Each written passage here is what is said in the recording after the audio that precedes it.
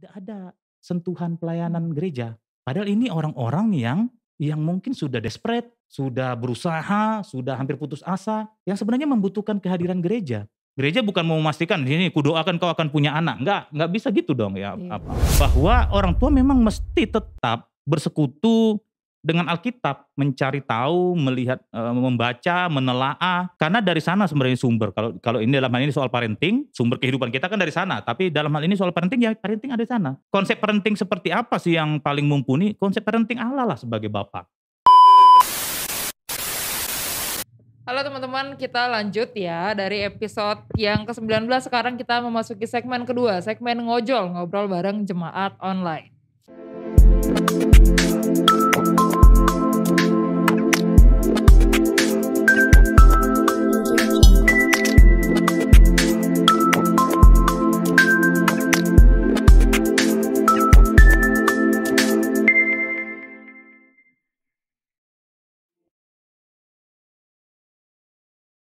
Di segmen kali ini seperti biasa sudah ada beberapa pertanyaan yang sudah kita tampung dari sosial media Kantor Pusat AKBP dan akan segera dijawab oleh narasumber kita yang kali ini adalah Pendeta Dr. John Christo Naibaho. Oke Bang, kita bisa langsung ke pertanyaan pertama Bang? Lanjut ya. Oke, silakan. Dari netizen Facebook, Delima Sialagan. Adakah tindakan dari gereja atau pastoral kepada orang tua yang tidak mendidik anak sesuai kaidah Kristiani? Karena anak seringkali dianggap sebagai pihak bersalah. Wah, agak berat nih pertanyaan pembukanya Bang. Waduh. Delima Sialagan ya? Jangan-jangan ini itonya si Samuel. Samuel Sialagan. Oke Delima, dari yang bawah dulu aku komentar ya, anak seringkali dianggap sebagai pihak bersalah ya. Kayaknya ini ya, lazim ya, kayaknya nggak ada bener-bener, orang tua selalu benar ya. Iya benar. Udah kayak ospek di kampus ya, senior selalu benar gitu, junior selalu salah. Dalam hal ini pun orang tua anak pun kadang-kadang begitu. Kita tuh selalu dianggap sebagai pihak yang bersalah. Meski tidak semua begitu, tapi umumnya begitu ya. Nah, pertanyaannya ini menarik. Adakah tindakan dari gereja atau pastoral kepada orang tua yang tidak mendidik anak sesuai kaidah Kristiani? Saya tidak tahu, mungkin ada 1-2 gereja yang melakukannya, tapi setahu saya tidak ada. Belum ada, ya. Di sini yang sering missing-nya, link yang kurang diperhatikan gereja. Ini menarik sebenarnya si Delima ini, pertanyaannya sekaligus, otokritik kepada kita sebenarnya, kepada gereja, ya. Gereja jarang sekali memperhatikan, orang tua, terutama yang orang tua muda, yang sedang mendidik kanak-kanak gitu, mendidik anak-anak usia kecil, untuk dibekali menjadi orang tua yang baik. Nggak ada itu kategorialnya, Benar. ya kan? Ama dan inanya kategorialnya gitu. Bahwa orang tua, apalagi orang tua muda, perlu mendapat perhatian khusus dari gereja, ini yang menurutku sampai sekarang belum disentuh oleh gereja. Di HKBP Menteng setahu aku, ada persekutuan keluarga muda. Ada persekutuannya. Jadi mungkin mereka lah yang berkumpul, gereja mungkin ikut melayani. Satu kasus yang bisa kusebutkan di sini paling hanya HKBP Menteng. Aku tahu pun karena Pendeta Binsar kan di sana kan, dia Iya. ikut karena keluarga muda juga, dia ikut di persekutuan itu. Mereka ada persekutuan keluarga mudanya. Nah mungkin di sana lah mereka saling mencerahkan, saling memberikan tip-tip, saling memberikan ilmu-ilmu bagaimana saling menguatkan untuk menjadi orang tua muda. Nah kalau secara khusus dari gereja, secara umum di HKBP belum ada pelayanan itu. Mungkin ada beberapa gereja, mungkin bisa komen nanti ya, bisa memberikan ke kita ya, data ya. Iya, benar Bang. Ada gereja-gereja yang sudah melakukan supaya kita bisa belajar ke sana gitu, Betul. supaya bisa menjadikannya pilot project, contoh-contoh yang bisa ditiru oleh gereja-gereja lain, supaya para pendeta yang melayani di jemaat tahu bahwa ini bentuk pelayanan yang sangat penting. Kenapa? Seperti yang si Delima bilang ini, orang tua inilah yang langsung bertanggung jawab mendidik anak-anaknya. Bayangkan kalau tidak mendapatkan peneguhan, ilmu-ilmu yang memadai yang diperhatikan oleh gereja dalam mendidik anaknya atau cara salah dalam mendidik, ya generasinya akan generasi yang salah didik juga. Oleh sebab itu pertanyaan D5 lebih kepada sekaligus kepada otokritik atau gagasan juga kepada kita. Betapa pentingnya ini mendapatkan perhatian dari gereja, kupikir. Bener, Bang. Ini jatuhnya justru mirip ya Bang dengan kasusnya Naposo Bulung di gereja kita nih. Hmm, Karena seperti ada di posisi tengah-tengah. Sekolah minggu bukan, orang dewasa betul bukan. betul Nah, betul. orang tua muda kan juga begitu Bang, Naposo Bulung bukan, tapi kalau untuk ikut Ama AMA atau INA atau pun Ina belum mungkin iya, juga gitu, betul karena Bang. kesibukan dan lain-lain kan banyak yang gitu Betul kan. betul betul. Kita lanjut ke pertanyaan kedua Bang dari Tiurma Napitupulu. Di titah kelima harus hormat kepada orang tua. Lalu bagaimana cara agar anak dan orang tua punya komunikasi yang baik dalam berbagi pendapat agar pesan tetap sampai namun juga titah kelima tidak dilanggar. Oh ini mirip nih Bang, kayak yang Abang bahas di Betul ya, episode pertama tadi. iya, Di segmen di pertama. segmen pertama tadi udah kita singgung sebenarnya pertanyaan Tiurma Napitupulu, mungkin bisa dilihat di segmen yang pertama. Soal pentingnya komunikasi ini kita bahas tadi kan, yang banyak porsinya tadi pembahasan adalah pentingnya komunikasi Komunikasi. yang sehat, yang konstruktif, yang apa namanya, yang egaliter lah menurutku. Karena kan ke dalam persekutuan meja itu kan sama kan semua, Benar.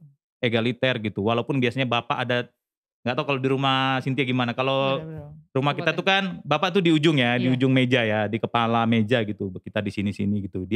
Dia menjadi pemimpin dalam diskusi tersebut misalnya, it's okay. Tapi tempat duduknya kan sama semua tuh, di meja yang sama. Jadi ada simbol egaliternya di sana bahwa kita bisa kok berdiskusi dengan orang tua kita. Nah, mungkin pertanyaan si Tiurma adalah lebih kepada orang tuanya yang harus ngambil inisiatif. Kenapa? Karena anak susah untuk "Pak, hudul jolo, makate johita." Itu gila, itu kan Bahaya ya. bahaya itu kan. Kalau anaknya, "Pak, hundul jo, makate hita," katanya, itu udah cari masalah itu kan. Artinya orang tuanya yang mesti mengambil inisiatif, sama seperti Bapa di surga, ya kan? Iya Allah benar. yang mengambil inisiatif untuk berjumpa dengan kita, dengan anak-anaknya. Dia yang mengambil rupa manusia kan, supaya bisa komunikasi gitu loh, supaya kau bisa face to face melihat aku, eye to eye gitu, bisa bisa kontak. Nah, dia yang mengambil inisiatif untuk turun. Nah, orang tua pun menurutku bapak-bapak sekarang, ibu-ibu sekarang ambillah inisiatif kalau pertanyaan Tiurma Napitupulu ini untuk berkomunikasi dengan anak-anaknya. Dari sana aku pikir akan datang apa ya? Mungkin keputusan-keputusan yang disepakati bersama tentang cita-cita atau apa mungkin tentang keputusan-keputusan lain atau orang tua kayak aku tadi orang tuanya mau mengambil keputusan yang ternyata sangat krusial tapi tidak diskusi dan lain sebagainya. Itu mesti menurutku inisiatifnya datang dari orang tuanya untuk bisa berkomunikasi dengan anak-anaknya. Oke, kita lanjut ke pertanyaan ketiga Bang dari netizen Instagram @xenoversesp_. Kenapa kenapa HKBP tidak membuat kegiatan parenting bersama pendeta dalam kurung kegiatan khusus orang tua? Nah, ini agak sama dengan D5 tadi sebenarnya ya. Iya. Ada concern khusus, ada perhatian khusus dari gereja kepada orang tua untuk membahas tentang parenting, ya. Ini kan yang tidak atau jarang sekali kita jumpai di HKBP, di gereja kita. Nggak tahu gereja lain ya mungkin Iya. ada apa khusus gitu, ada apa namanya kita sebut kategorial Iya. khusus, parent gitu untuk membahas tentang parenting, bagaimana mereka menjadi agent-agent pendidikan di rumah tangga dan lain sebagainya. Nah, pertanyaannya kenapa HKBP tidak membuat kegiatan parenting bersama pendeta? Nah, kembali lagi menurutku, inisiatifnya mesti dari gereja kalau hal ini kan. Betul. Makanya ini sekaligus otokritik ya. Atau oke lah ketika rapat huria, anggota jemaat bisa mengusulkan kan itu Iya, rapat paling tinggi di huria kan. betul Bang. Anggota jemaat mengusulkan nih, kami butuh loh, kami orang keluarga-keluarga muda butuh loh untuk disentuh oleh gereja, dibekali oleh gereja, dikuatkan oleh gereja. Ayolah, layanilah kami gitu. Tapi kan kembali lagi kan, apakah si gerejanya atau pemimpin umat mau melakukan itu? Nah, menurutku di satu sisi eee, anggota jemaat memberikan usulan, di sisi lain meskipun tidak ada usulan itu, Gereja mestinya melihat ini sebagai sebuah kebutuhan sekarang Betul. ini.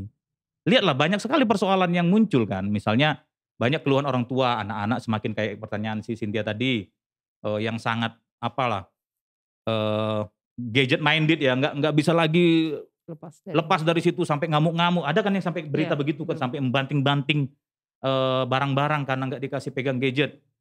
Ini butuh loh di-support, butuh loh didampingi oleh gereja. Kalau gerejanya tidak punya, apa namanya, ahlinya, kan bisa mendatangkan Dari luar dari ya. luar, sebagai bagian dari pelayanan misalnya, apalagi gereja-gereja yang mampu. Bisa loh datangkan psikolog atau ahli-ahli parenting dan lain sebagainya untuk mensupport, keluarga-keluarga muda ini. Nah itu menurutku, yang ini ya, yang bisa dilakukan oleh gereja kita. Nah, apa namanya, sembari mungkinlah aku pikir ya, sembari, menunggu adanya apa, aksi-aksi pelayanan tersebut, ya kita juga sebagai orang tua, nggak bisa berpangku tangan menurutku. Carilah, cari penguatan, cari tahu, kayak yang kubilang tadi contohnya keluarga-keluarga muda di HKBP Menteng bikin persekutuan, ya enggak? Benar. Ayolah bikin aja persekutuannya, entahnya nanti dilayani atau tidak oleh gereja itu urusan nanti aja. Tapi aku dan teman-temanku sudah bisa saling menguatkan nih di sini. Sama seperti dulu aku waktu masih di apa, sedang studi pasca sarjananya itu bertahun-tahun tidak punya anak, kuamati sekitarku di HKBP Serpong, ternyata banyak dari antara kami juga yang belum memiliki Anak. keturunan, yang tidak ada sentuhan pelayanan Mmm. gereja. Padahal ini orang-orang yang mungkin sudah desperate, sudah berusaha, sudah hampir putus asa, yang sebenarnya membutuhkan kehadiran gereja. Gereja bukan mau memastikan, "Ini kudoakan kau akan punya anak."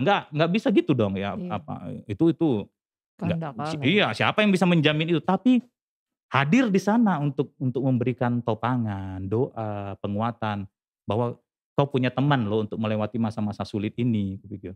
Nah ini yang kalau di HKBP yang kurang perhatian, yang sebenarnya kalau kalau pendetanya mau, ini bisa menjadi terobosan-terobosan pelayanan. Gereja lebih hadir dalam persoalan-persoalan real di tengah-tengah jemaat, gitu menurutku. Oke Bang, kita lanjut ke pertanyaan selanjutnya Bang dari @astrid_delima. Apakah KBP akan membuat seminar parenting di semua gereja biar orang tua apalagi yang muda-muda ikut? Nah Waduh, ini mirip kali mirip ya kan? ya, makanya ini menurutku sih, ini mungkin kalau kita bikin survei ya, akan banyak datang, pertanyaan-pertanyaan seperti ini atau jawaban-jawaban atau gagasan-gagasan seperti ini karena memang kita butuh gitu. Aku yang pendeta aja butuh di-support untuk menjadi Iya. orang tua yang baik. Makanya karena nggak ada yang mengajarkan, ya aku cari tahu, pengen pengen tahu gitu.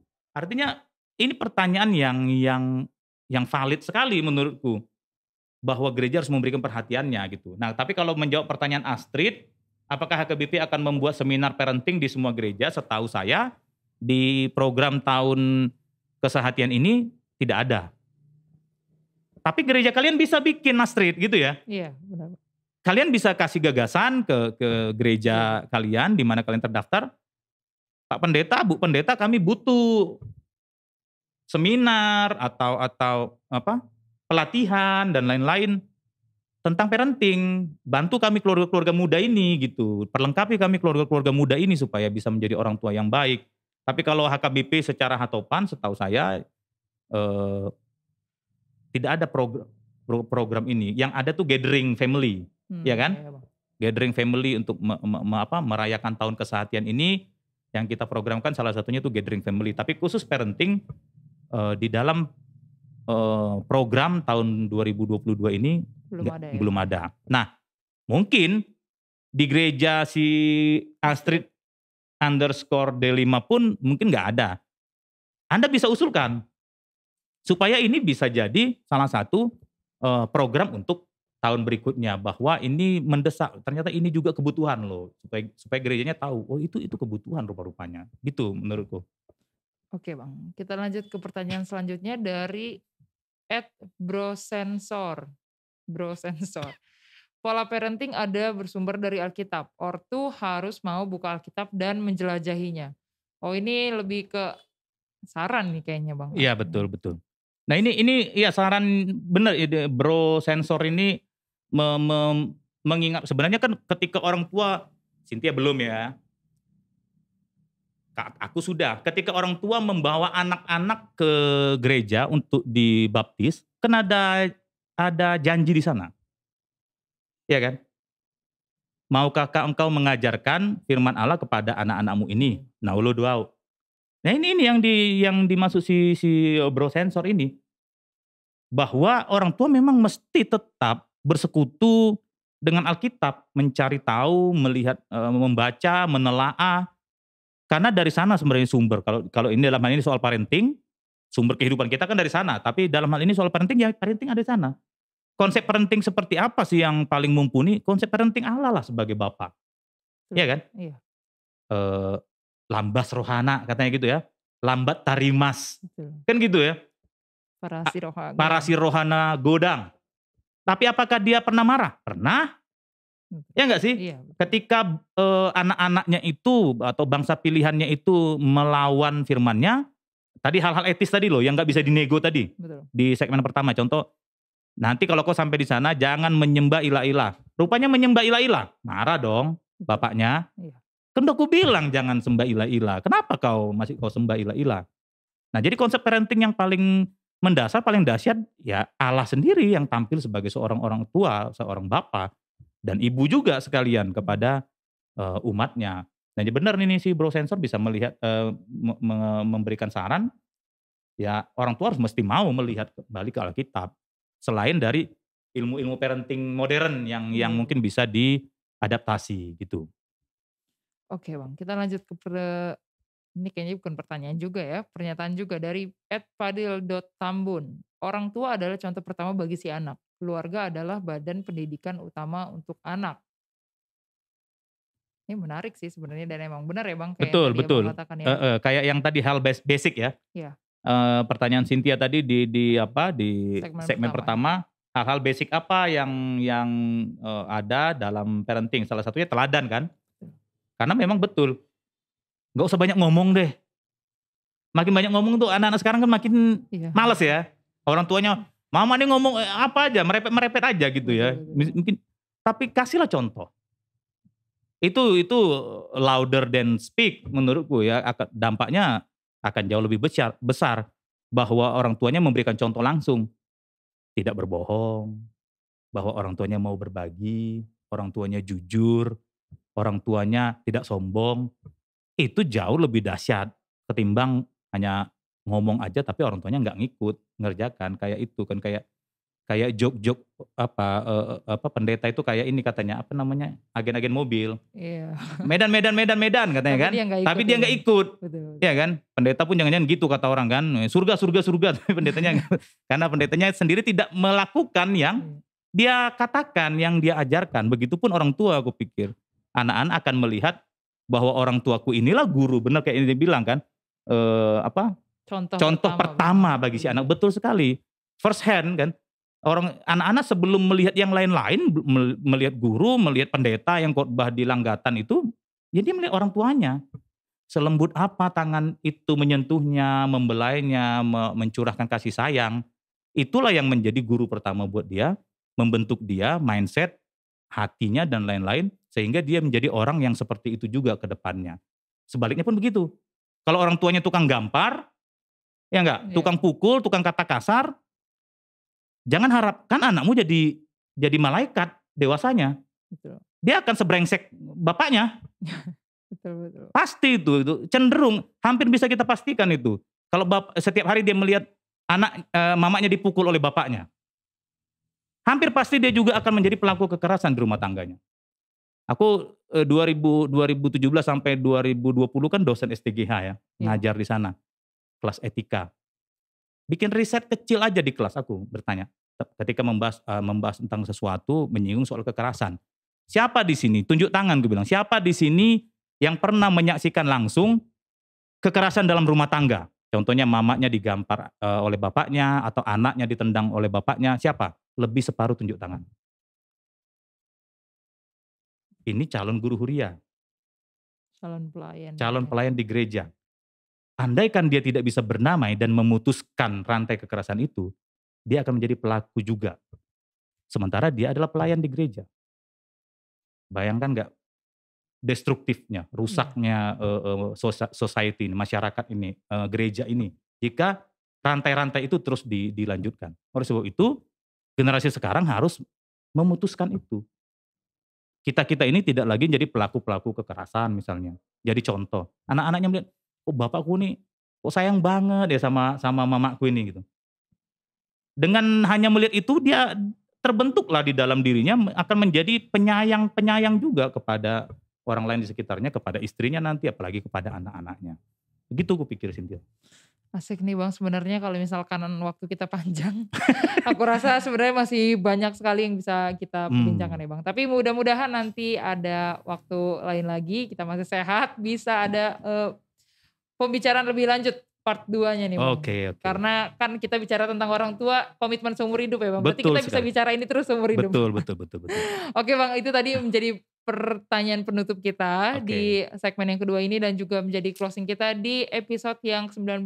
Kami mengucapkan makasih banyak nih Bang. Sama-sama dong. Karena Abang di tengah-tengah kesibukan masih mau, Iya dong, masih iya bersedia. dong. Iya. Semoga apa yang tadi sudah Abang sampaikan Betul. bisa menjadi pembelajaran untuk teman-teman yang menyaksikan, untuk Bapak Ibu juga yang punya anak, yang punya cucu, punya menantu, mungkin boleh diterapkan nanti ya. Oke. Oke Bang, makasih banyak sekali lagi ya Sama-sama Bang. Cynthia. Oke teman-teman, itu tadi menjadi penutup kita di episode yang 19. Kita bertemu lagi di episode ke-20 minggu depan setiap hari Jumat jam 5 sore. Jangan lupa kalau suka sama video ini untuk di like, share, dan subscribe. Dan juga kalau ada pertanyaan lanjutan mungkin, kalau ada saran juga untuk episode selanjutnya boleh disampaikan di kolom komentar di bawah ini. Terima kasih banyak teman-teman, terima kasih banyak semuanya untuk yang sudah nonton. Terima kasih ya Bang. Terima kasih, Tuhan Yesus sama-sama. memberkati.